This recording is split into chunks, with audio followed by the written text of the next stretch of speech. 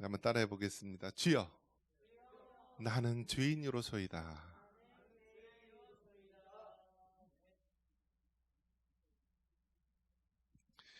나이가 들면 여러분, 무엇이 여러분 강해지는지 아십니까? 고집이 세져요. 고집이. 체력도 약해지죠. 또 뭐 기억력 모든 것들이 점점 약해지는데요. 강해지는 것이 있다면 고집만 강해져요. 고집만. 그래서 어떤 나이 드신 목사님은 항상 자신을 이렇게 소개할 때 이제 그분이 뭐 50대였을 땐 저는 50년 묵은 주인입니다. 70대 될 때는 저는 70년 묵은 주인입니다. 라는 고백을 늘 하시면서 이렇게 다녔는데요. 정말 우리 자신을 봤을 때 정말 우리는 죄인이다. 나 자신이 죄인이다. 라는 것을 철저히 깨닫게 됩니다. 그래서 여러분, 모든 그 구원의 시작은요, 자신의 죄인임을 깨달을 때서부터 이 구원이 시작이 됩니다. 이 자신이 죄인이다라는 것을 깨닫지 못하면은요, 우리는 구원 얻을 가능성이 없는 것입니다. 그렇기 때문에 우리 주변을 바라봤을 때요, 가장 구원받기 힘든 사람이 누구냐면은 예수님을 안 믿어도 잘 되는 사람. 이런 사람들은 정말 구원받기가 힘든 거예요. 그래서 뭐라고 얘기했죠? 부자가 천국에 가는 것이 어떻다고요? 낙타가 바늘귀에 들어가는 것처럼 어렵다. 즉 이 세상에 정말 잘되고 흥하는 사람은 구원받기가 점점 힘들어지는데요. 그나마 우리가 이 땅에 살면서 환난과 고생을 하게 되면은 자신을 돌아보게 되고 자신이 얼마나 나약하고 무익하고 죄인이라는 것을 깨닫게 되면은요, 구원의 한 걸음 성큼 나아가게 되는 것입니다. 그래서 우리가 자신의 정체성 중에서 특별히 죄인의 정체성에 대한 부분을 우리가 잘 통과를 해야만 구원에 이룰 수 있게 되는 것입니다. 그런 면에서 오늘 이 말씀을 통하여 오늘 말씀의 제목처럼 주여 나는 죄인으로소이다 라는 이러한 고백이 오늘 우리의 고백이 되기를 주님의 이름으로 축원합니다.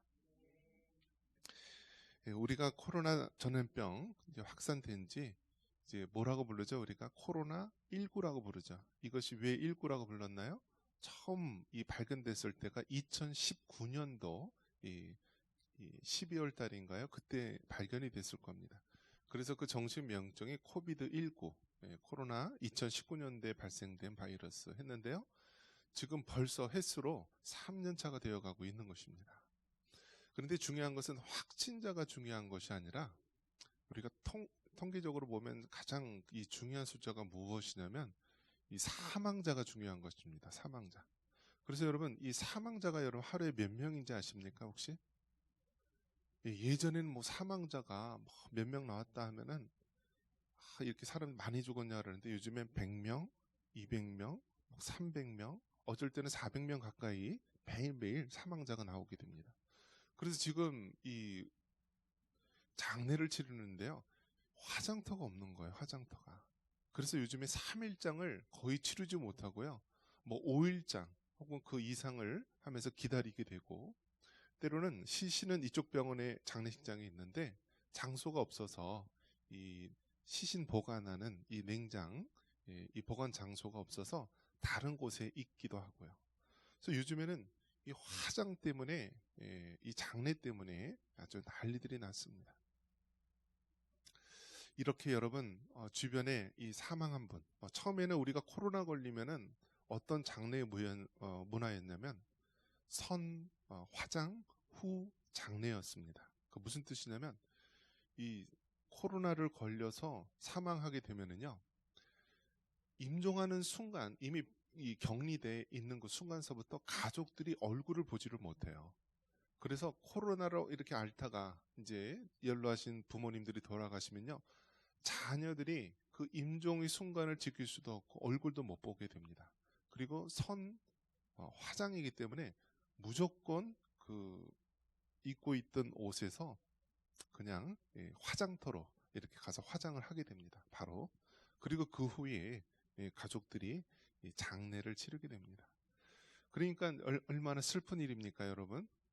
그 사랑하는 가족의 마지막 그 임종도 지키지 못하고 또 먼저 이렇게 장례 먼저 화장 먼저 시키고 그 후에 장례를 치르니까 그 가족들이 굉장히 마음이 상심했었습니다. 그런데 이 연구 발표에 의하면은 죽은 사람이요 그렇게 바이러스가 나오지 않는다라는 거예요. 이 사람이 이 코로나 걸려서 죽어도 그렇게 바이러스가 나오지 않기 때문에 일반 사람들하고 똑같이 장례를 치러도 된다라고 해서 우리가 코로나 상황 이제 그렇게 된 지가 얼마 되지 않았는데요. 이제는 똑같이 일반 사람들하고 똑같이 장례를 같이 치르고 장례가 끝난 후 화장을 하게 되었습니다. 자, 이것을 봤을 때 여러분 정말 우리 주변에 화장터가 모자라서 장례식장이 부족해서 시신을 보관하는 그 보관소가 부족해서 이렇게 어려움을 겪었을 때가 없다라고 합니다. 그래서 이번 코로나로 인하여서 죽은 사람이 한 5천여 명, 안 죽어도 될 사람이 이 코로나 기간에 죽은 사람이 5천여 명이 넘는다라고 합니다. 그런데 이 숫자가 지금 이제 앞으로 이제 최정점을 찍게 되게 되면 그 숫자가 점점 더 늘어나게 되는 것이죠. 우리가 여기서 깨달아야 될 게 무엇이냐면 이 죽음, 사망 이것을 통하여 우리 자신이 죄인이다라는 것을 깨달아야 되는 것입니다. 죽음을 바라보면서 아무것도 느끼지 못한다라고 한다면 우리는 정말 미련하고 어리석은 것입니다. 우리는 가족의 죽음, 사랑하는 사람의 죽음, 우리 주변에 같이 신앙생활했던 사람들의 이 죽음을 바라보면서 우리도 같이 그 죽음을 통하여서 우리 자신을 바라봐야 되고요. 우리 인간의 죄악이 얼마나 죄인인 것을 깨닫는 그런 은혜가 있기를 바랍니다. 구원에 이르는 그 첫 단계, 우리가 이제 구원의 여정이라고 하는데요. 구원의 여정에 있어서 우리 믿음의 선배, 이 믿음의 분들이 구원의 여정이 있다라고 얘기하는데 이 여정이 무엇이냐면 순서라는 거예요. 구원의 순서. 그래서 처음에 어떤 순서가 있냐면 소명이라는 순서가 있어요. 소명. 즉 하나님께서 나를 이미 창세전서부터 택하여 주셨고 암흑에는 몇 년 몇 월 며칠 예수님을 믿고 하나님의 자녀가 된다라고 하는 이 하나님의 부르심, 이 부르심에 대한 소명이 있어요. 그래서 이 세상에는 정말 택한 백성과 택하지 않은 백성이 있는 거예요. 택한 백성은 예수님 십자가의 한쪽 편에 있던 그 죄인처럼요. 마지막 죽는 순간에 예수님을 고백하며 구원 얻는 자가 있고 끝까지 택함 받지 못한 자는 구원을 얻지 못하는 경우가 있어요. 그래서 처음에 우리가 하나님의 택하심을 받는 소명이 있고요. 그 다음에 두 번째 단계 구원의 여정이 무엇이냐면 중생이에요. 중생. 그래서 중생이란 말의 의미는 무엇이냐면 거듭나다. 우리가 영어로 born again, 다시 태어나다라는 말을 쓰는데요. 우리가 육신의 부모님으로부터 태어나는 날이 있고 born again, 중생. 다시 예수님을 우리가 구주로 믿고 하나님의 자녀로서 거듭나는 그런 사건이 있는데요. 이렇게 중생의 사건이 생기게 되는 거예요. 하나님의 택함을 받고 소명, 또 하나님의 이 거듭남의 역사, 구원의 역사가 이 중생의 역사가 시작이 돼요. 그러면서 이제 그 다음 단계가 무엇이냐면 회개라는 거예요. 회개. 그래서 여러분 구원받을 사람은요 회개가 일어나야 되는 거예요. 자신이 죄인이다라는 것을 깨닫고 하나님 앞에 우리의 죄를 다 낱낱이 고백하며 죄사함의 은혜를 받아야 되는 거예요. 그렇기 때문에 여러분 회개한다는 것은 너무나 중요한 거예요. 마치 이 컵에 만약에 불순물, 뒤에 더러운 것들이 있다면요, 제일 먼저 이 컵 안에 있는 더러운 것들을 깨끗이 씻어내야 되는 거예요. 그게 바로 회개예요. 그래야만 이 컵을 깨끗이 씻어야만 그 안에 우리가 정말 맑은 물을 채울 수 있듯이요. 먼저 우리의 더러운 우리 모든 죄들을 깨끗이 회개하는 과정이 있어야 되는 거예요. 자, 그래서 소명, 중생, 회개, 그 다음에 과정이 일어나는 것이 신앙이에요. 신앙. 그래서 신앙은 다른 말로 한다면 믿음이에요. 믿음. 그래서 신앙이 믿을 신자잖아요. 믿을 신자. 그렇기 때문에 신앙, 믿음하고 같은 말인데요. 먼저 회개가 일어난 자에게 그 다음에 무엇이 일어난다고요? 신앙, 믿음이 생기는 거예요. 믿음이. 그렇기 때문에 우리가 더러운 것을 깨끗이 제하여 버리고 깨끗하게 된 다음에 그 다음에 일어나는 역사가 믿어지는 역사. 예수님이 믿어지고 나 같은 죄인을 위해서 십자가에 죽으셨구나라는 것이 믿어지게 되는 거예요. 그게 신앙의 단계, 믿음의 단계예요. 그래서 소명, 중생, 회개, 신앙.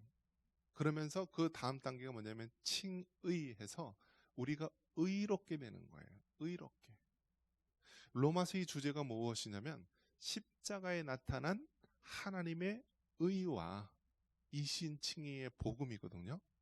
그래서 이 로마서, 이 성경 66권 중에서 가장 보석과 같이 빛나는 그 책이 있다면 그것이 로마서인데요.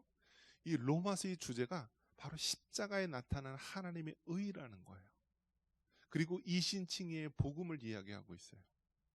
그래서 로마서는 모든 사람이 죄인인데 바로 죄로 인하여서 죽을 수밖에 없지만 바로 예수님의 십자가를 통하여서 우리가 하나님의 자녀가 되고 의롭게 되는 이 구원의 역사가 나타나는 거예요. 그래서 십자가에 나타난 하나님의 의를 우리가 로마서에서 특별히 강조를 하고 있습니다. 그리고 이신칭의의 복음, 이 말은 믿음으로 의롭게 된다는 이 복음의 메시지예요. 많은 사람들 구원을 얻는데 자신의 행위로, 자신의 의로움을 통하여서 구원을 받는 것으로 오해하는 경우가 있는데요. 철저하게 구원에 있어서만큼은 우리의 노력이나 우리의 행위로 구원받는 것이 아니라 하나님의 은혜로 우리가 구원을 받는 거예요. 그렇기 때문에 우리가 이제 칭의, 의롭게 된 과정을 거치면서 어떤 과정이 일어나요? 성화의 과정이 일어나는 거예요.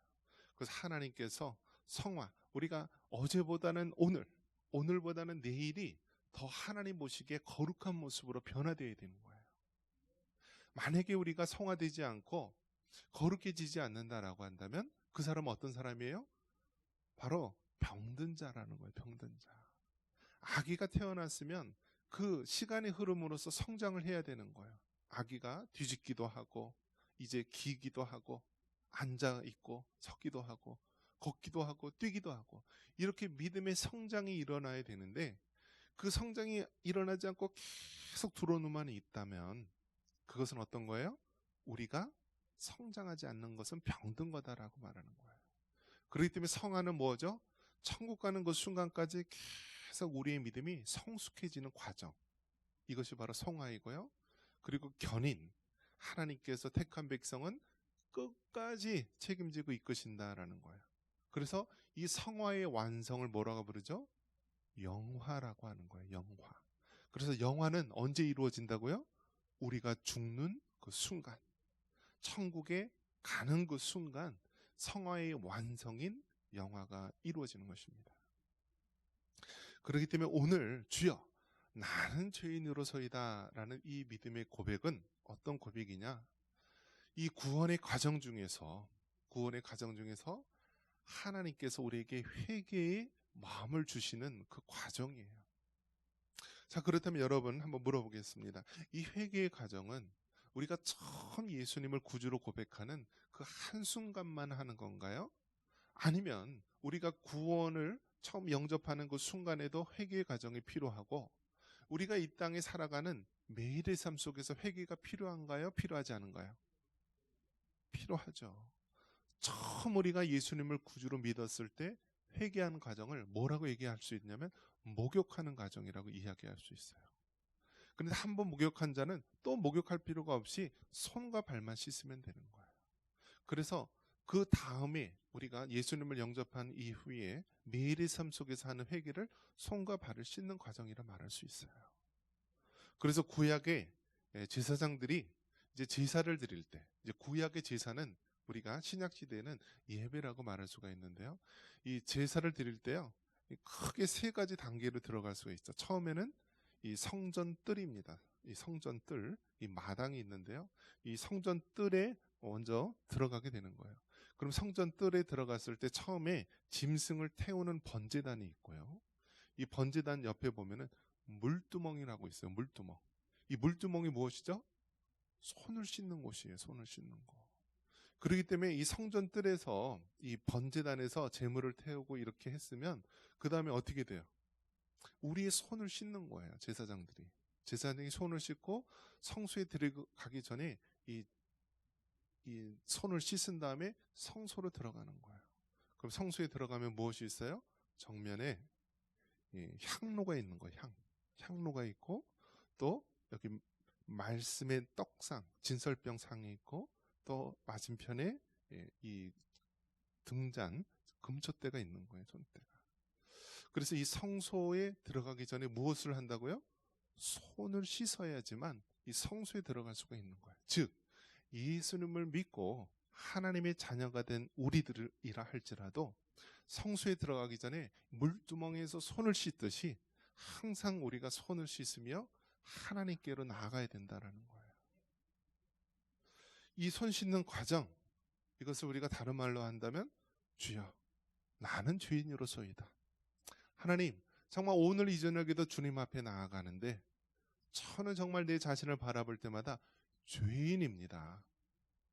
그런데 오늘 이 저녁에도 예수님의 그 십자가의 피를 의지해서 어린 양의 보혈을 의지해서 우리가 하나님 보좌 앞에 나아갑니다.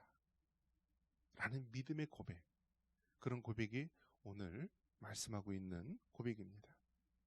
그래서 오늘 읽은 이 로마서 3장 9절에 보면은 10절에 보면은 뭐라고 얘기하고 있나요? 기록된 바 의인은 없나니 하나도 없으며 라고 말씀하고 있습니다. 한번 따라해 보겠습니다. 의인은 없나니 하나도 없으며. 여러분 어떻습니까? 정말 이 땅에 어떤 사람도요 죄 없는 사람이 없는 거예요. 예수님 이외에는 어떤 사람도 태어나면서부터 원죄를 가지고 태어나는 것이고 하루하루 살아가면서 자범죄로 더럽혀진 거예요. 그렇기 때문에 이 땅에 의인은 있어요, 없어요? 없나니 하나도 없다라는 고백이 나오는 것입니다. 그렇기 때문에 여러분, 이 땅에 있는 많은 사람들이 자신의 구원을 위해서 어떻게 하면은 이 죄 많고 이 힘든 이 세상 가운데서 구원을 얻을 수 있을까 하면서 사람이 여러 가지 종교적인 열심과 또 수련을 통하여서 그렇게 하지만요, 그렇게 하면 할수록 깨달을 수밖에 없는 것이 사람은 죄인이고 사람은 아무것도 할 수 없다라는 것을 철저히 깨닫게 됩니다. 주여 나는 죄인으로서이다라는 이 고백은 의인은 없나니 하나도 없다라고 하는 우리의 현실을 있는 그대로 말씀을 해주고 있습니다. 그러면서 여러분, 이신칭의의 복음, 즉 믿음으로 구원을 받는다라고 하는 이 구원의 단계에 가기 이전에, 이 신앙의 단계에 이르기 전에 무슨 과정이 필요하냐면 철저하게 우리가 죄인이다라는 것을 깨닫고 하나님 앞에 회개하는 이 과정이 필요하다라는 거예요. 여러분이 교회에 와서 예배를 드릴 때요, 제일 먼저 해야 되는 것이 무엇입니까? 회개하는 과정이 필요한 거예요. 하나님, 오늘 이 자리에도 우리가 하나님 앞에 예배 드리러 왔습니다. 그런데 하나님, 우리가 주님 앞에 나올 때 내가 세상에 무슨 죄를 지었습니다. 하나님 용서해 주세요 하면서 철저하게 회개하는 과정을 거쳐야 되는 거예요. 목사님들도 죄를 지어야 안 지어요? 지을 수밖에 없죠. 왜냐? 연약한 육신을 입고 죄만한 이상 가운데 살기 때문에 죄를 지을 수밖에 없어요. 그렇다고 나가서 그런 흉악한 죄를 진다라는 것이 아니라 늘 우리 마음속에 죄에 더럽혀질 수밖에 없다라는 거예요. 그렇기 때문에 어떻게 해요? 말씀을 전하기 전에도 철저하게 자신을 돌아보고 회개하는 과정을 거칩니다. 목사님도 부부싸움 해요? 하죠. 예. 그러면 어떻게 해요, 여러분? 하나님 앞에 예배 드리러 가기 전에요. 화해해야 돼요. 회개하는 과정이 있어야 되는 거예요. 여러분, 부부싸움 하면은요, 그 다음에 어떻게 잘 돼야 안 돼요? 안 되는 거예요. 자꾸 묶이는 거예요. 묶이는 거. 그래서 하나님 앞에 제물을 드리기 전에 형제와 이런 싸움이 있었으면은요, 먼저 화해하고 오라고 하는 말이 그 말이에요. 우리가 주님 앞에 나오기 전에 우리가 정말 아무 일도 없었던 것처럼 가식적인 모습으로 이렇게 나오는 것이 아니라 하나님은 우리 중심을 보시고 폐부까지 꿰뚫어 보시는 분이기 때문에 하나님 앞에 철저하게 우리 자신을 깨닫고 회개하는 과정, 죄사함의 그 과정을 거쳐야 되는 거예요. 만약에 우리가 나는 죄가 없다, 나는 깨끗하다 라고 한다면요, 그것은 교만이에요. 교만. 우리가 비록 목욕을 하고 거듭남의 은혜를 체험하고 살아왔다고 하지만 매일매일 삶 속에 어떻게 해야 돼요? 손을 씻는 과정을 거쳐야 되는 거예요. 구원파들은 어떻게 이야기하는지 아십니까? 이 구원파라고 하는 이단들은요, 내가 죄된 마음을 이렇게 품는다 하면 아직 그 사람이 구원받지 못했다라고 이야기를 해요. 그런데 그것은 잘못된 거예요. 왜냐? 우리가 예수님 믿고 구원받았다 할지라도 이 땅에 사는 동안에 우리가 수많은 그러한 자잘한 죄악에 더럽혀질 수가 있어요. 그래서 목욕한 자는 손과 발을 씻으면 되듯이요, 우리가 날마다 하나님 앞에 크고 작은 죄들을 회개하면서 나아가야 되는 것입니다. 그래서 구원파들은 회개를 안 해요. 그들은요, 이 죄된 마음을 가지고 있으면 구원받지 못했다고 생각을 했기 때문에 이 구원파 이단들은 회개를 안 하는데 그것은 잘못된 것이다라는 거예요. 우리가 언제까지 회개해야 돼요? 우리가 정말 죄 안 짓는 그 순간은요, 우리의 성화가 완성이 되고 천국에 가는 그 순간 우리가 더 이상 회개할 필요가 없게 되는 거죠. 그래서 주여 나는 죄인으로서이다라는 이 고백은 예수님을 안 믿는 그러한 사람들의 고백이 아니라 바로 지금 우리가 이 땅에 두 발을 딛고 살아가는 우리 그리스도인들에게 치열한 이 영적인 전쟁터와 같은 이곳에서 우리가 하게 되는 고백이다라는 것입니다. 과거에 유명한 이제 대중 가요 가수가 있었습니다. 1970년도, 80년도에. 근데 이분이 이제 대마초 사건에 의해서 감옥에 갇히게 됩니다. 그래서 3개월 정도 감옥에 갇히게 되는데요. 그분이 이 감옥에 있으면서 이제 예수님을 믿지 않고 세상에서 제멋대로 살았죠. 그런데 이 감옥에 갇히게 되면서요, 어떤 분으로부터 전도를 받게 됩니다. 근데 그 자기에게 복음을 전해준 사람이 누구냐면은 사형수였어요. 사형수. 이 감옥 안에서 사형수를 만나게 됐는데 이 사형수가 자기에게 복음을 전해준 거예요. 그러면서 이 사형수는 얼마 안 있으면 이제 형장의 이슬로 사라질 수밖에 없게 되었는데, 그분이 복음을 전하고 이 가수, 이 감옥에 들어온 대중가요 가수가 이 감옥 안에 있을 때 복음을 전해주고요, 자신은 이제 사형수이기 때문에 얼마 살지 못하지만 내가 예수님을 믿고 행하지 못했던 그 삶의 분량을 이 가수에게, 당신이 세상에 나가서 내가 예수님 믿고 정말 하지 못했던 그런 부분까지도 그렇게 살아달라고 부탁을 했다라고 합니다. 그래서 결국 그 가수가 이 감옥 안에서 복음을 받아들이고 결국 세상에 나가서 열심히 복음을 증거하고요, 나중에는 이제 목사님이 되었다, 그런 이야기가 실제로 있었습니다. 여러분,